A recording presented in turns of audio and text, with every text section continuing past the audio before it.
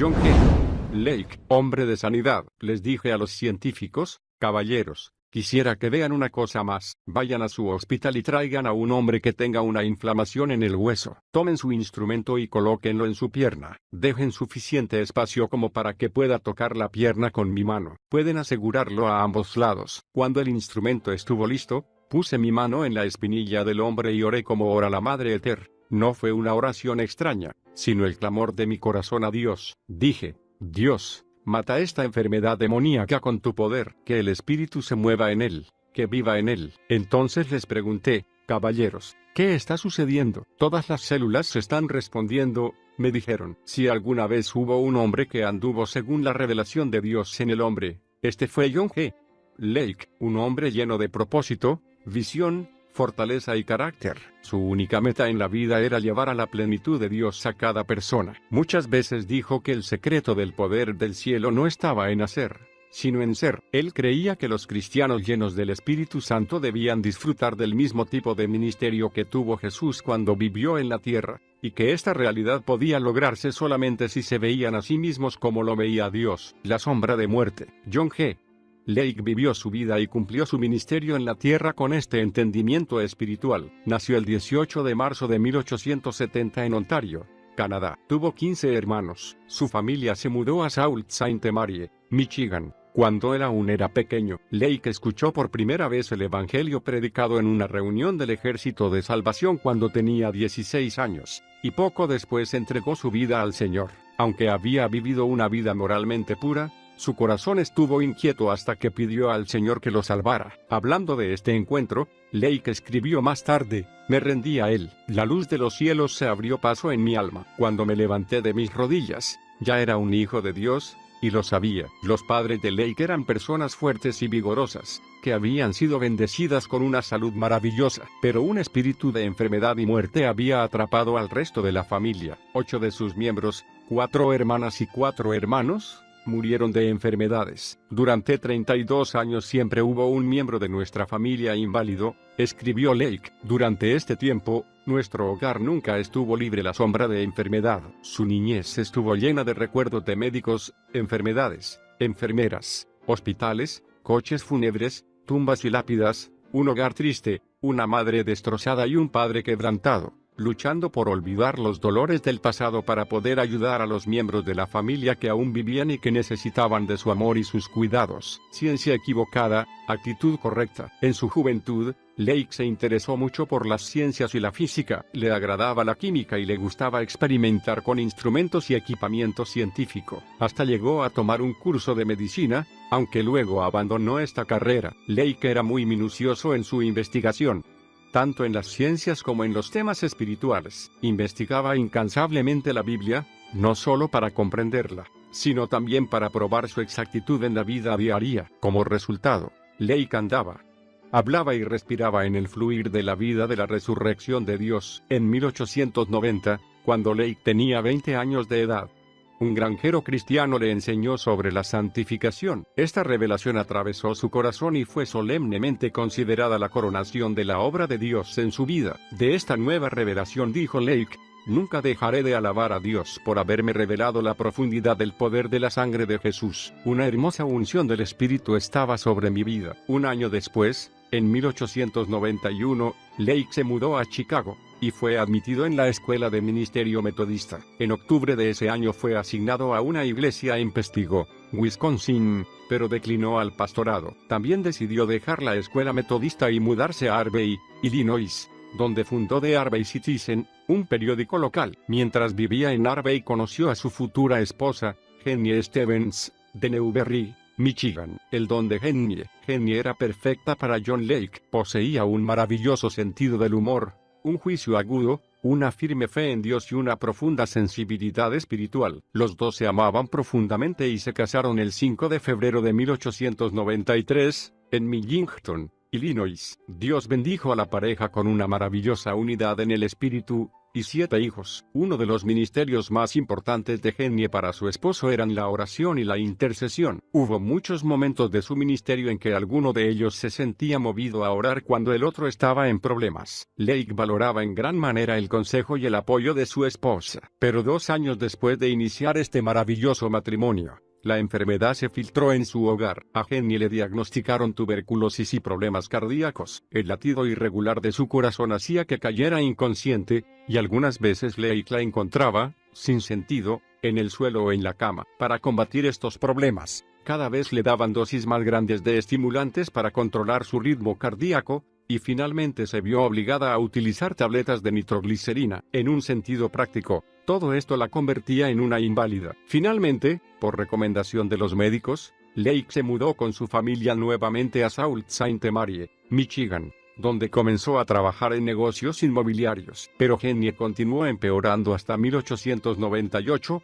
cuando los médicos dijeron a Lake que ya no quedaba nada por hacer. Una decisión drástica. Ahora Lake se enfrentaba a la crisis más terrible de su vida. ¿Dónde estaba el poder de Dios en este momento? Toda su familia había sido afligida por las enfermedades. Su hermano había sido inválido debido a una hemorragia interna durante 22 años. Su hermana, de 34 años, tenía cáncer de mama. Otra hermana estaba muriendo de una enfermedad en la sangre. Y ahora la persona más querida para él, Genie, estaba cerca de la muerte. Pero Lake había experimentado el poder sanador de Dios anteriormente. Cuando era más joven, había sufrido de reumatismo. Cuando el dolor que deformaba su pierna finalmente llegó a un punto extremo, viajó al hogar de sanidad de John Alexander Dowie en Chicago. Mientras estaba allí, un hombre mayor le impuso las manos. El poder de Dios vino sobre él y sus piernas se enderezaron instantáneamente. Los demás familiares de Lake que sufrían enfermedades terminales también habían sanado en el hogar de Dowie. Después de su propia sanidad,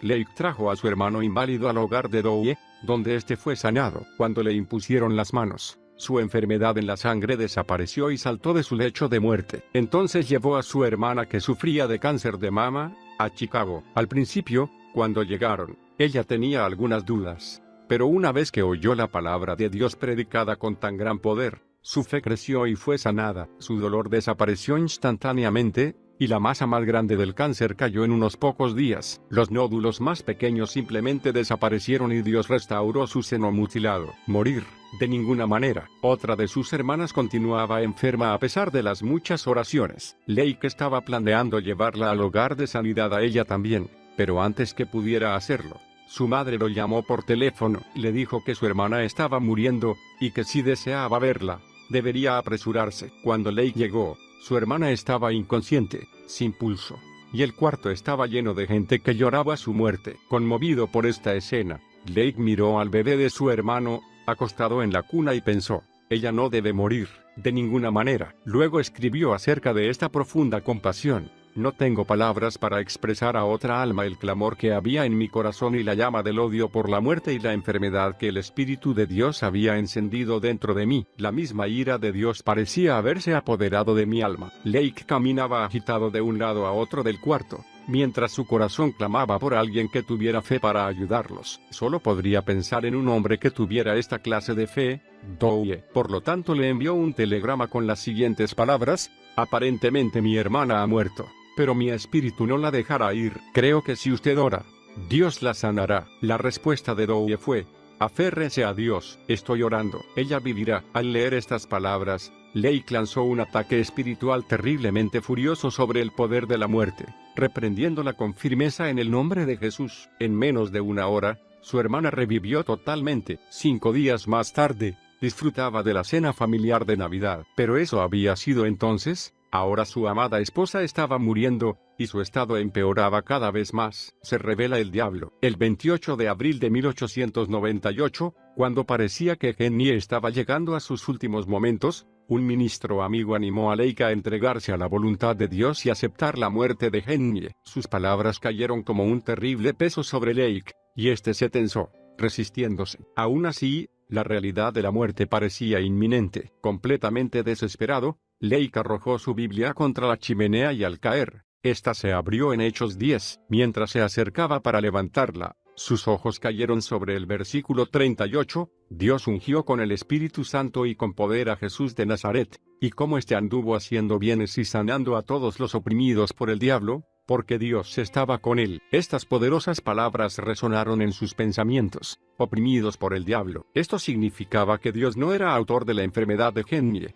ni de cualquier enfermedad, y si Lake era un hijo de Dios por medio de Jesucristo, entonces, Dios estaba con él, así como había estado con Jesucristo. Ahora estaba convencido de que era el diablo quien causaba la enfermedad de Henry, era el diablo quien robaba la madre a sus hijos, era el diablo quien estaba destruyendo su vida. 9:30 de la mañana. Entonces Lake buscó Lucas 13:16 y leyó, y a esta hija de Abraham, que Satanás había atado 18 años. ¿No se le debía desatar de esta ligadura? Ahora comprendía que no solo Satanás era autor de la enfermedad y la muerte, sino que Jesucristo, por medio de Lake, podría dar libertad y sanidad a los afligidos. Y utilizándolo a él, Cristo podría conquistar las puertas de la muerte. No había dudas en su mente de que Jesús había muerto por la sanidad de su esposa, así como había muerto por sus pecados, y decidió que nada, absolutamente, podría robarle ese regalo a Henry. Con una osadía que solo el Espíritu Santo podría haber producido, Lake decidió permitir que fuera Dios, no Satanás, quien tuviera la última palabra. Entonces marchó al dormitorio y declaró a lo visible y lo invisible que su esposa sería sanada exactamente a las 9:30 de la mañana. Luego se puso en contacto con Dowie para informarle lo que Dios iba a hacer a la hora señalada. Cuando llegaron las 9:30, Lake se arrodilló junto a su preciosa esposa y clamó al Dios vivo. Cuando lo hizo, el poder de Dios vino sobre Henry y atravesó su cuerpo de la cabeza a los pies. Su parálisis desapareció. El latido de su corazón se volvió normal. La tos cesó. La respiración y la temperatura se normalizaron inmediatamente. Al principio, Lake escuchó un débil sonido proveniente de los labios de Henry. Entonces ella gritó, «Gloria a Dios, estoy sanada», asustándolo terriblemente, porque hacía años que no oía tal fuerza en su voz. Entonces, Henry arrojó las mantas con que se cubría en la cama, y se puso en pie, sanada. La gozosa alabanza con que ella y John adoraron a Dios después de esto fue indescriptible. El rayo de Jesús. Pronto, la historia de la sanidad de Henry se convirtió en noticia en todo el país, inspirando a muchos a recorrer grandes distancias para visitar el hogar de los Lake. Los periódicos habían provocado la curiosidad de la nación y los Lake se vieron instantáneamente lanzados a un ministerio muy requerido. Todos los días llegaban personas a su hogar queriendo ver el milagro de Dios y pidiendo oración. Muchos otros enviaban sus pedidos. Un día, después de orar por un hombre que sufría de una llaga febril de más de 20 centímetros, Lake recibió un telegrama que decía,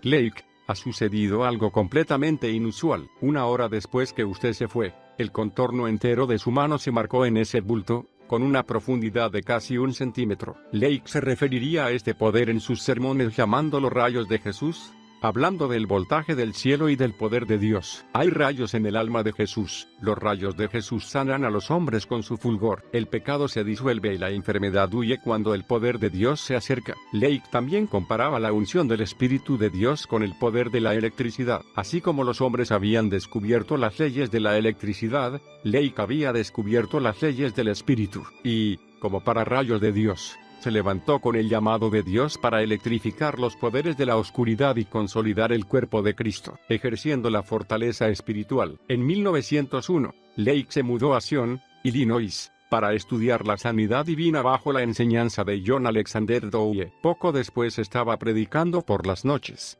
estudiando cuando podía, y trabajando como administrador del edificio de Dowie, a tiempo completo, durante el día. Pero en 1904, cuando comenzaron a surgir los problemas financieros de Dowie, Lake decidió distanciarse y se mudó a Chicago. Había invertido en propiedades en Sion mientras estaba allí, pero sus propiedades se devaluaron y lo dejaron casi en la ruina económica después de la muerte de Dowie en 1907, así que compró un asiento en la bolsa de Chicago. Durante el año siguiente acumuló más de $130,000 en el banco, y propiedades por $90,000. Reconociendo sus dones, ciertos ejecutivos de negocios le pidieron que formara un trust con las 3 compañías de seguros más importantes del país, con un salario garantizado de $50,000 por año. Ahora era un consultor de negocios importantísimo para los más altos ejecutivos, y también ganaba cientos de dólares en comisiones. Según las cifras que se manejaban a principios de siglo, John G. Lake estaba haciendo fortuna, pero el llamado de Dios dentro de él continuaba creciendo. Durante un tiempo pudo conjugar su gran éxito secular con su crecimiento en Dios. Había aprendido a andar en el Espíritu, en una forma que él describía así: me resultaba fácil apartarme del curso de la vida, así que mientras mis manos y mi mente estaban ocupados en los asuntos comunes de cada día, mi espíritu mantenía su actitud de comunión con Dios. Algunas personas creen que si somos llamados al ministerio debemos dejar nuestro trabajo secular inmediatamente, pero tal como sucedió con Lake, no es así. Aprendiendo a estar en comunión en Dios desde su espíritu, Lake continuó avanzando hacia el tiempo perfecto para su ministerio. No se lanzó a actuar antes que Dios, ni hizo sufrir a su familia. Entonces, cuando llegó el tiempo justo, pudo vender todo, porque había aprendido a tener gran fe en sus años de andar con Dios como hombre de negocios. Lake aprendió temprano en su preparación para el ministerio que hay que ser antes que hacer. Había aprendido a seguir los tiempos celestiales, las lenguas y los tiempos celestiales. Cuando aún vivía en Sion, Lake asistió a una reunión en el hogar de su amigo Fred F. Bosworth. Tom Smallall predicaba,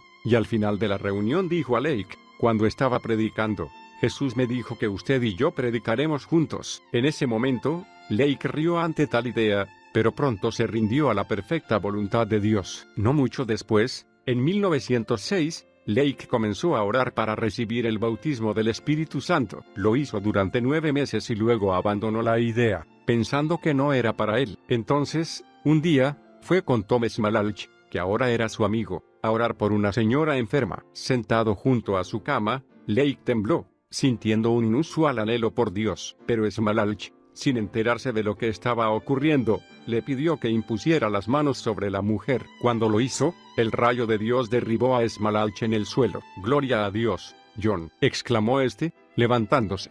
«Y Jesús te ha bautizado en el Espíritu Santo». Más tarde, Lake escribiría acerca de esto: «Cuando el fenómeno pasó, su gloria aún permanecía en mi alma. Descubrí que mi vida comenzaba a manifestar una variada gama de los dones del Espíritu. Hablé en lenguas por el poder de Dios, y Dios fluía a través de mí con una fuerza nueva. Las sanidades tenían más poder». Lake hablaba frecuentemente en otras lenguas y creía que un grado menor de llenura no podía ser considerado el bautismo del Espíritu Santo. «Las lenguas han sido para mí», dijo Lake, «lo que ha conformado mi ministerio. Es esa peculiar comunicación con Dios la que revela a mi alma la verdad que día tras día les comunico a ustedes en el ministerio». Una vez más, esperar los tiempos de Dios es muy importante. El llamado de Dios para nosotros fue establecido desde antes que naciéramos. A medida que crecemos en nuestra vida, se nos invita a tomar conciencia de él. Pero el mero hecho de tomar conciencia del llamado de Dios no significa que es el tiempo para que ese llamado se lance a la tierra.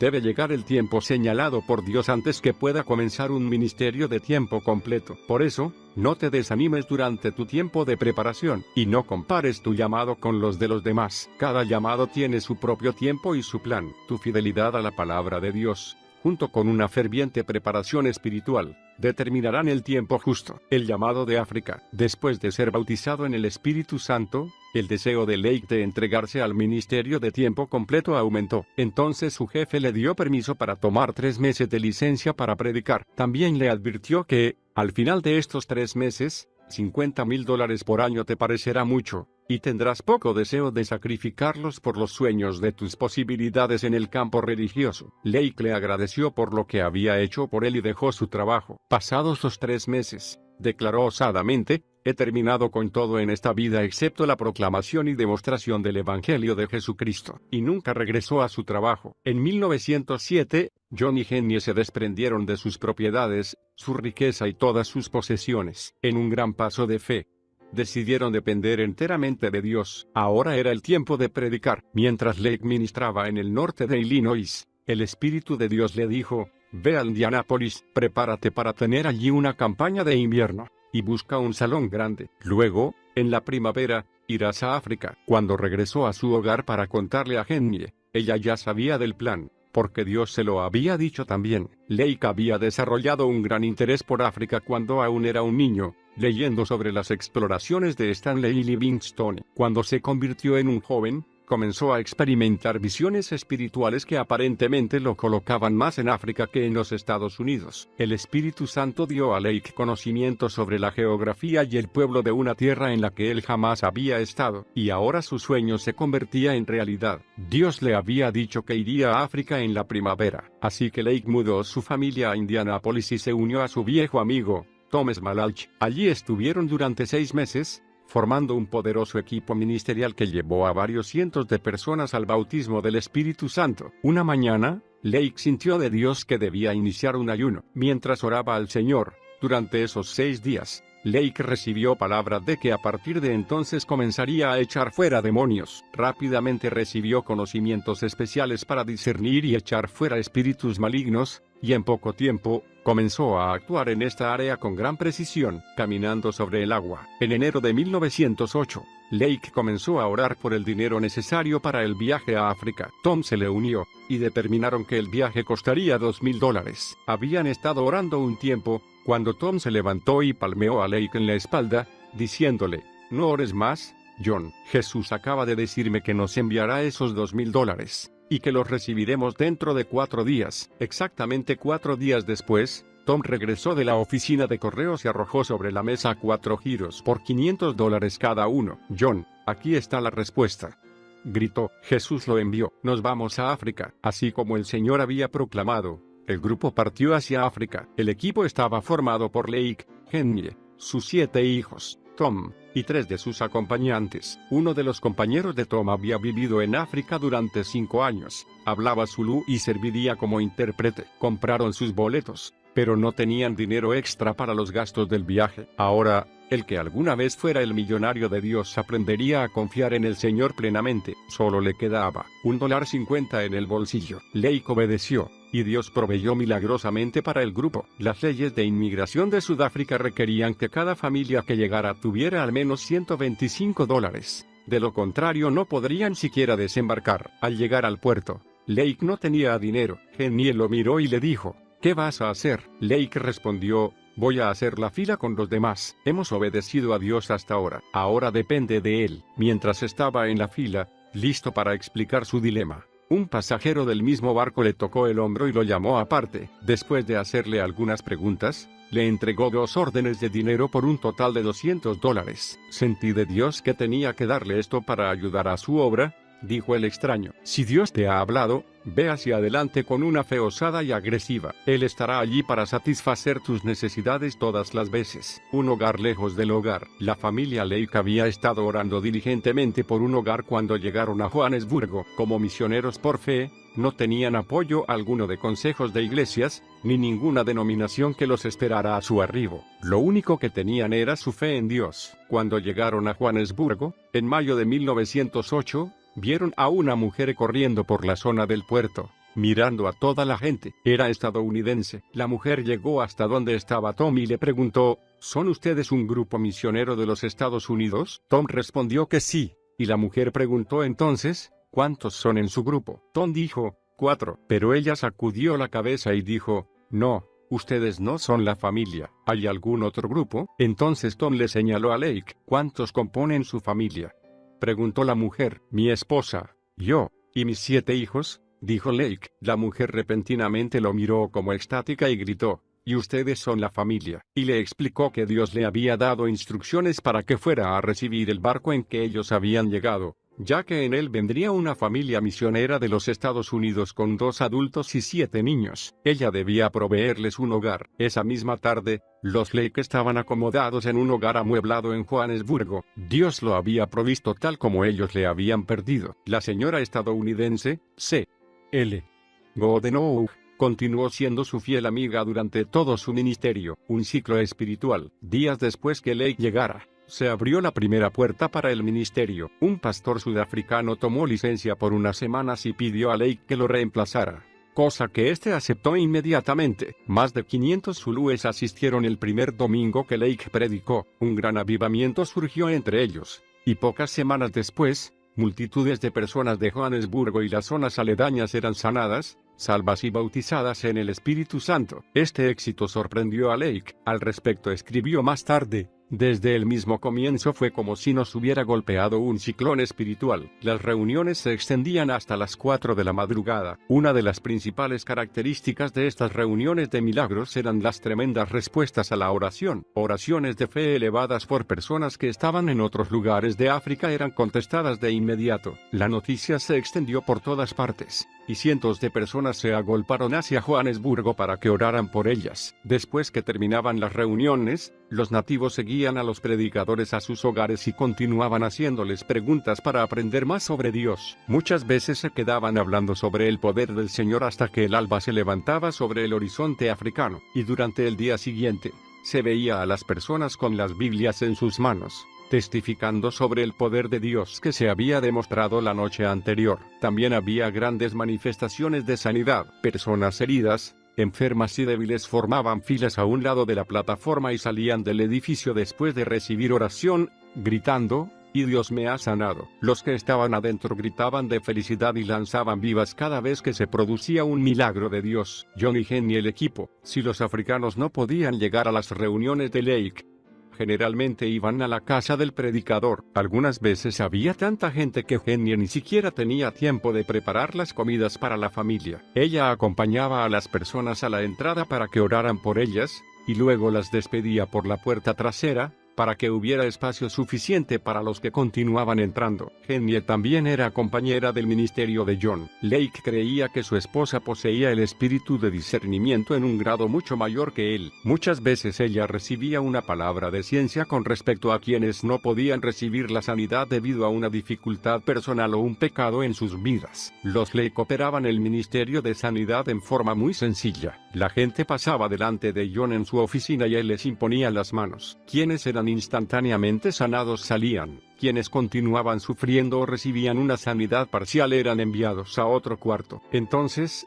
cuando Lake había terminado con la masa de gente, llevaba al cuarto a Henny, quien, por el Espíritu, revelaba personalmente a cada uno de ellos los obstáculos que impedían que fueran sanos. Al escuchar los secretos más profundos de sus corazones, muchos confesaban y pedían perdón a Dios. Entonces John y Henny oraban nuevamente, y Dios sanaba a quienes se arrepentían. Quienes se negaban a arrepentirse, aún después de reconocer que lo que la señora Lake les había dicho era cierto, volvían a sus hogares sufriendo con su aflicción. ¿Cómo era él? Lake era un hombre de acción. Cierta vez, después de una inspirada invitación para aceptar a Cristo, toda la congregación se abalanzó hacia el frente. En el grupo había un hombre que cayó al suelo frente a la plataforma, presa de un ataque de epilepsia. Inmediatamente, Lake saltó de la plataforma y se inclinó sobre él, reprendiendo al demonio en el nombre de Jesús. Después que el hombre fue liberado, Lake regresó tranquilamente a la plataforma. El Espíritu de Dios descansaba con poder sobre Lake en esos años. Muchas veces,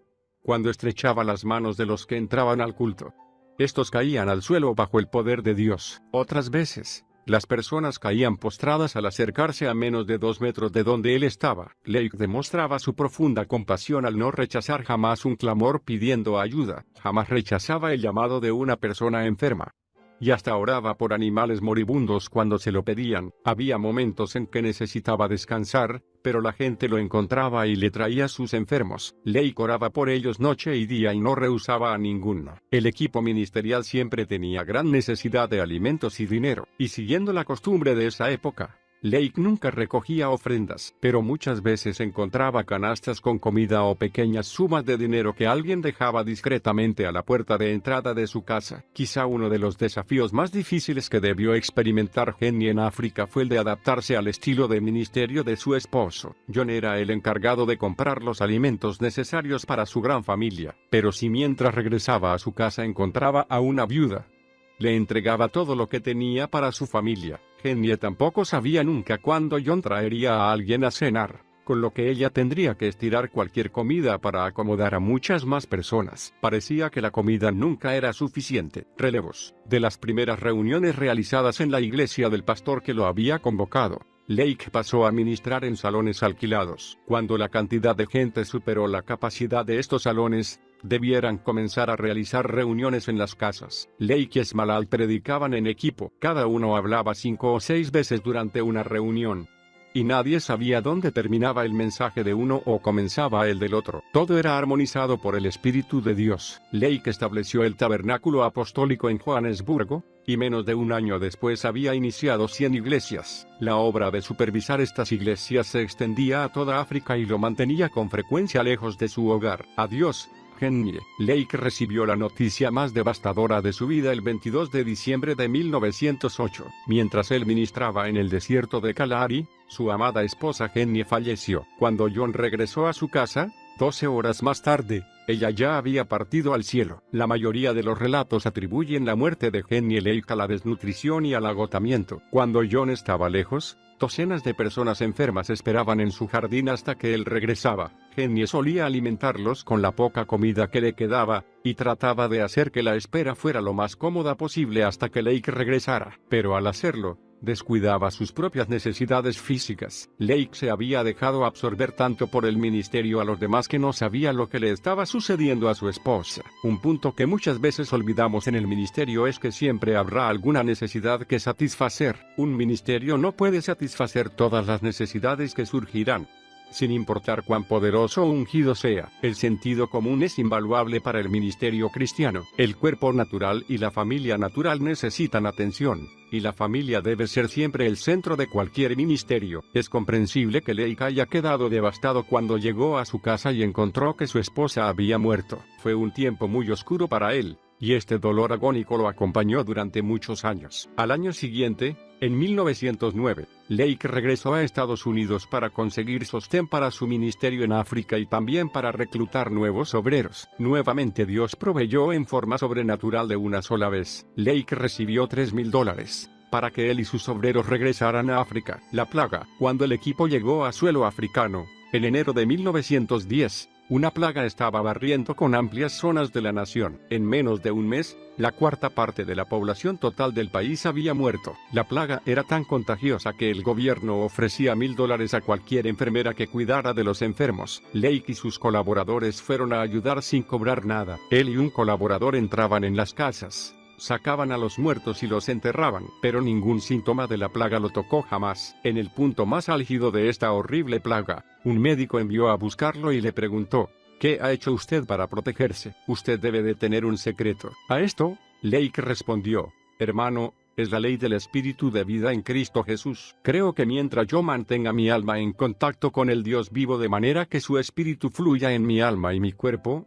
ningún germen me atacará, porque el Espíritu de Dios lo matará. Entonces Lake invitó al médico a experimentar con él. Le pidió que tomara la espuma de los pulmones de una persona muerta por la plaga y la colocara bajo el microscopio. El médico lo hizo, y encontró una enorme cantidad de gérmenes vivos. Entonces Lake sorprendió a toda la gente que estaba en el cuarto al decir al médico que extendiera esa espuma mortal sobre sus manos, y anunció que los gérmenes morirían. El médico lo hizo, y descubrió que los gérmenes morían instantáneamente en la mano de Lake. Quienes fueron testigos del experimento quedaron boquiabiertos mientras Lake daba gloria a Dios, explicando el fenómeno de esta manera: pueden llenar mis manos de ellos, y yo la pondré bajo el microscopio, y en lugar de que estos gérmenes permanezcan vivos, morirán instantáneamente. Este mismo poder fluía constantemente de las manos de Lake a los cuerpos de los afligidos, llevando sanidad a las masas. Los rayos de Dios quemaban toda enfermedad. Cuando la reina de Holanda pidió a Lake que orara por sus problemas para concebir un hijo y llevar el embarazo a buen término, él le hizo saber que su oración había sido contestada. Menos de un año después, la reina, que había sufrido 6 abortos espontáneos anteriormente, dio a luz su primera hija, la reina Juliana de Holanda. El ministerio del espíritu. En diciembre de 1910, Thomas Malalt dejó el ministerio de Lake. Fue un tiempo muy difícil para John. Había perdido a su amada esposa hacía muy poco, y ahora perdía a su mejor amigo y compañero. Pero lo fortalecía saber que estaba cumpliendo con la voluntad de Dios. Y también recibió gran ayuda de quienes lo apoyaban desde los Estados Unidos. Muchos le enviaron cartas alentándolo y asegurando que continuaban confiando en su ministerio. Lake pasó el resto de 1910 a 1912 orando por los enfermos y ministrando sanidad. En este tiempo se produjeron grandes milagros que aún hoy se hacen sentir en África. También inició 2 importantes iglesias: la obra misionera apostólica Tabernáculo Apostólico, sin relación alguna con la Iglesia de la Fe Apostólica, y la Iglesia Cristiana Sion. Lake y su congregación publicaban regularmente un boletín que se enviaba por correo a miles de personas. Antes de enviar los boletines, a los miembros de la iglesia les imponían las manos y oraban para que fueran llenos del Espíritu de Dios. Ellos creían que el poder de Dios podría ungir el papel de los boletines, así como había ocurrido con los pañuelos de Pablo. Como consecuencia de esto, comenzaron a llegar cartas de todas partes del mundo, relatando cómo al abrir los boletines, el poder de Dios había venido sobre las personas que los recibían. Una señora dijo que al tener el boletín en su mano, había vibrado en tal forma que apenas podía sentarse en su silla. Entonces recibió el bautismo en el Espíritu Santo y comenzó a hablar en otras lenguas. Lake explicó esta manifestación diciendo sencillamente: el ministerio del cristianismo es el ministerio del Espíritu. Lake comprendía cómo llevar toda su congregación a la presencia de Dios, los capacitó y los hizo madurar con el poder espiritual que fluía de él y como consecuencia, ellos podían avanzar aceleradamente con él en lo sobrenatural. En 1912, la congregación recibió un pedido de oración por la prima de un hombre que estaba en un hospicio de Gales, ubicado a más de 10.000 kilómetros de distancia. Cuando el espíritu de oración ferviente cayó sobre el pueblo, Lake recibió una profunda conciencia de Dios. Parecía como si rayos de luz partieran hacia él desde los intercesores. Entonces, repentinamente, se encontró viajando en el espíritu a la velocidad de un rayo, y llegó a un lugar que nunca había visto antes, pero estaba seguro de que era Gales. Lake entró a la habitación de la prima de ese hombre, que estaba atada a un camastro, moviendo la cabeza sin control, atrás y adelante. Lake le impuso las manos y echó fuera al demonio. Repentinamente, se halló de nuevo en Johannesburgo, arrodillado sobre la plataforma. 3 semanas después llegó la noticia de que la mujer había sido liberada por completo, y la habían dado de alta en el hospital al encontrarla repentinamente sana y en su juicio. El vagabundo ungido. Para cuando John G. Lake abandonó África para regresar definitivamente a los Estados Unidos, su ministerio había producido 1.250 predicadores, 625 congregaciones, y 100.000 conversiones. El número exacto de milagros ocurridos en su obra jamás será conocido en esta tierra. Y todo esto, en 5 años de ministerio. Lake regresó a Estados Unidos en 1912. El primer año después de regresar, la familia viajó mucho y se dedicó a descansar. En 1913, John conoció a Florence Switzer, de Milwaukee, Wisconsin, y se casó con ella. Con el tiempo, tuvieron 5 hijos. Florence era una excelente estenógrafa y copió y conservó muchos de los sermones de Lake. En el verano de 1914, Lake se encontró con su ex financista de ferrocarriles y amigo, Jim Hill. Ambos se habían hecho muy amigos cuando Lake trabajaba en Chicago. Hill se puso muy feliz de ver a Lake y le ofreció pases ferroviarios gratuitos para toda su familia que servirían para todo lugar donde viajaran en sus trenes. Los cuartos de sanidad de Spokane. Lake aprovechó la oferta de su buen amigo y comenzó a viajar por todo el país. Primero fue a Spokane, Washington, donde estableció cuartos de sanidad en un viejo edificio de oficinas. Se estima que aproximadamente 100.000 sanidades se produjeron en estos cuartos. Los periódicos de Spokane publicaban regularmente los muchos testimonios de sanidades de diferentes personas. En realidad, los resultados eran tan increíbles que la Oficina de Lealtad Comercial decidió verificar la autenticidad de las sanidades y se puso en contacto con algunos líderes de los cuartos para investigarlos. Para responder a las preguntas de las autoridades, Lake convocó a aquellos cuyos testimonios habían sido impresos. Estas 18 personas dieron testimonio del poder del Señor frente a los funcionarios. Entonces Lake dio a los investigadores los nombres de quienes habían sido sanados en la ciudad, para que pudieran investigarlos a ellos. Después de esto, se ofreció a preparar una reunión para el domingo siguiente, donde 100 personas darían testimonio de sus sanidades, y pidió a la oficina que preparara un panel de médicos, abogados, jueces y educadores que pudiera dar un veredicto. Pero Lake recibió una carta de la oficina el viernes antes de la reunión informándole que las investigaciones habían obtenido resultados muy positivos, y que la reunión del domingo no sería necesaria. También lo elogiaron por el trabajo que realizaba en su ciudad. 2 miembros del comité lo visitaron en forma privada para decirle: «Usted no nos dijo ni la mitad de lo que ha hecho». Entre quienes fueron entrevistados por el comité se encontraba una mujer que ya no tenía órganos femeninos, pero que después de su sanidad, pudo procrear. Ella mostró a los investigadores el bebé que había tenido por milagro. Otra mujer les relató la milagrosa sanidad de su rótula, que estaba rota en varias partes. Después que oraron por ella, el hueso se acomodó entero en su lugar, sin dolor alguno, en menos de una hora. Otra mujer, afectada por un cáncer incurable, fue totalmente sanada después que oraron por ella, y otra fue instantáneamente curada de artritis reumatoidea. Sus huesos recobraron la forma normal. Esta misma mujer también fue sanada de un prolapso del estómago, y le creció el lóbulo de una oreja sin el cual había nacido. Pero el caso más notable del hogar de sanidad de Spokane fue el de un pequeño niño. Se dice que la cabeza del niño tenía la forma de un yate, de arriba a abajo. Los médicos decían que no había nada que pudieran hacer por él hasta que tuviera 12 años, y que aún entonces, la cirugía sería muy peligrosa. Pero después que oraron por él, los huesos del niño se suavizaron.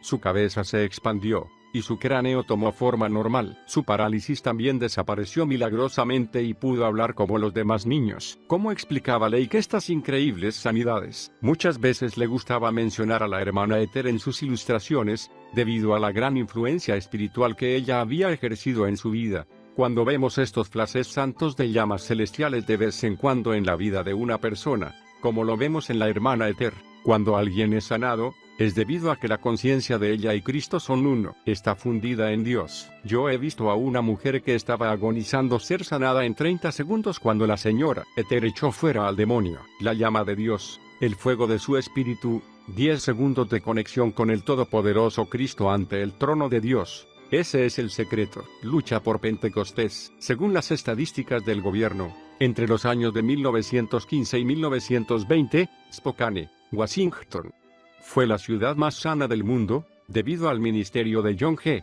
Lake. El alcalde de la ciudad realizó una ceremonia pública para honrar sus esfuerzos. Lake era un excelente hombre de negocios, por lo cual se aseguraba de que sus registros fueran siempre exactos. Estos mostraban que hasta 200 personas por día recibían ministración y sanidad en los hogares de sanidad de Spokane, y la mayoría de ellos no eran miembros de ninguna iglesia. Lake también fundó la Iglesia Apostólica de Spokane, a la cual asistían miles de personas de todo el mundo para recibir ministración y sanidad. Realizaba cultos allí 6 veces por semana, 2 veces los domingos, y visitaba los hogares durante la semana. En mayo de 1920, Lake dejó Spokane y se mudó a Portland, Oregón, donde sirvió como apóstol itinerante y pastor. Pronto inició otra iglesia apostólica y un ministerio de sanidad similar al de Spokane. Durante el tiempo que Lake pasó en Portland, tuvo una visión en que un ángel apareció y abrió la Biblia en el libro de los Hechos, señalando el derramamiento del Espíritu en el día de Pentecostés. El ángel también mostró a Lake otras manifestaciones y revelaciones espirituales en este libro y le dijo: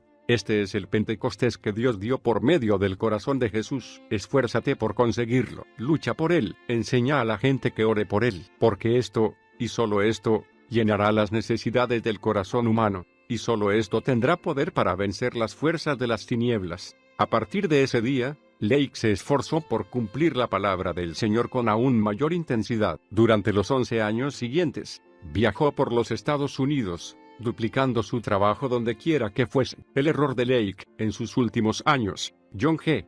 Lake disfrutó de un maravilloso equilibrio entre lo sobrenatural y lo natural, pero esto le había costado muy caro. El precio que debió pagar fue su familia. Los hijos del primer matrimonio de Lake sufrían mucho debido a sus constantes ausencias. Aun cuando estaba presente con ellos, se apartaba para meditar, constantemente pensando en el ministerio y en el Señor. Debido a esto, sus hijos se sintieron dejados de lado. Recordemos que estos fueron los mismos niños que vieron a su madre morir de hambre y de agotamiento en África. Como resultado, todos ellos endurecieron su corazón y abandonaron el hogar muy pronto, entre los 15 y 16 años, para vivir en Canadá. Allí crecieron, y su actitud era dura y llena de amargura. Pero 2 de ellos comentaron, ya sobre sus lechos de muerte: desearía que papá estuviera aquí para orar por mí. Lake sufría por la falta de atención que había mostrado a sus hijos.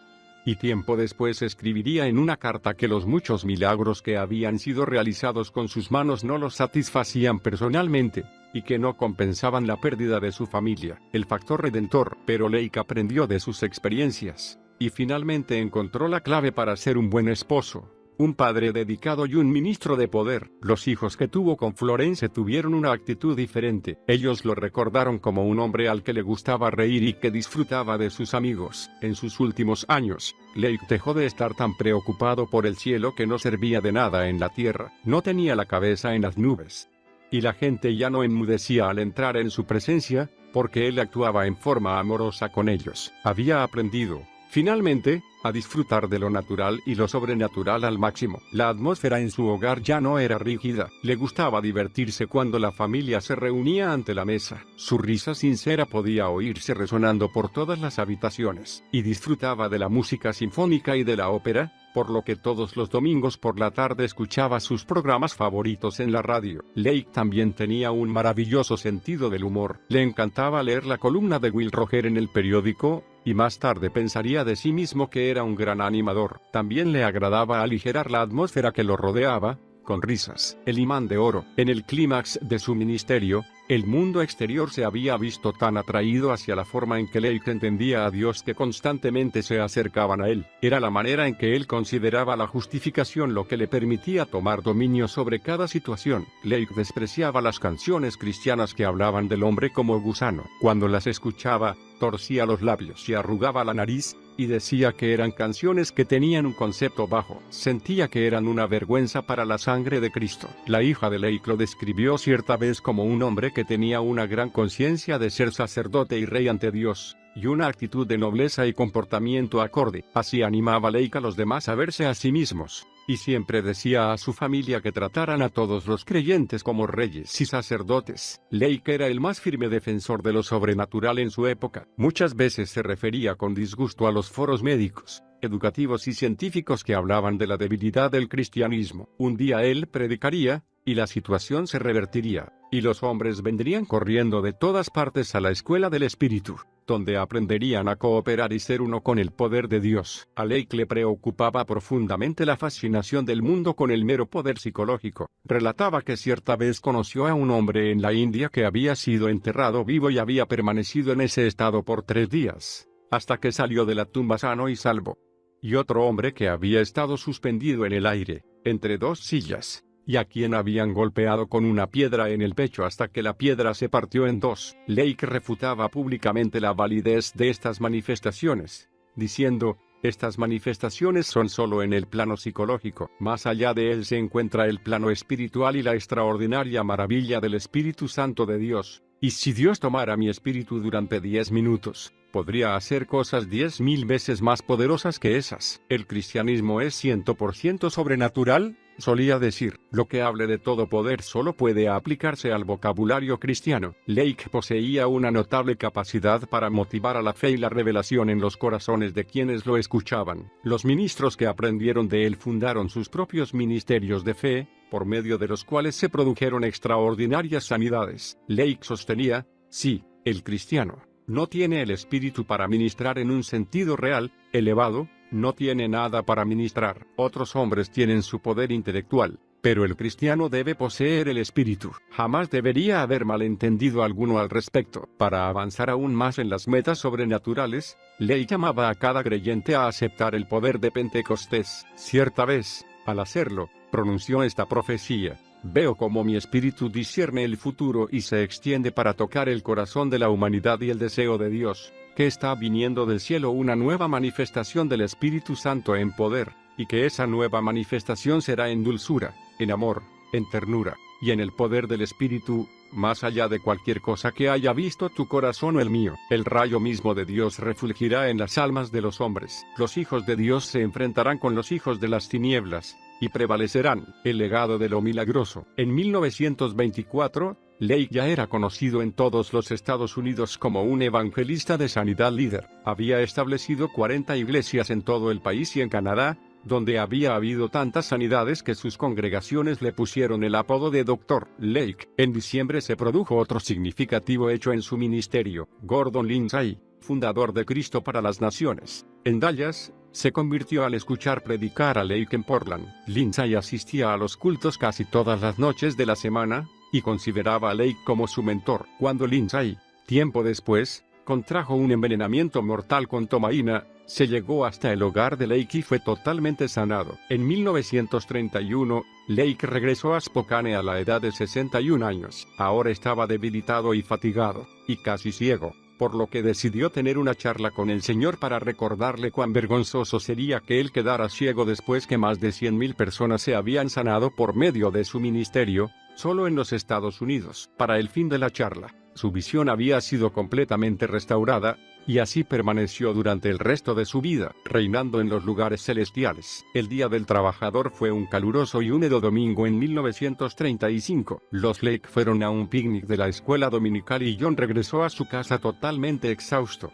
por lo que se acostó a descansar. Florence insistió para que se quedara en casa descansando mientras ella asistía a la iglesia por la noche. Cuando regresó, Lake había sufrido un ataque. Su salud quedó muy debilitada durante las 2 semanas siguientes, y estuvo inconsciente la mayor parte del tiempo. Finalmente, el 16 de septiembre de 1935, John G.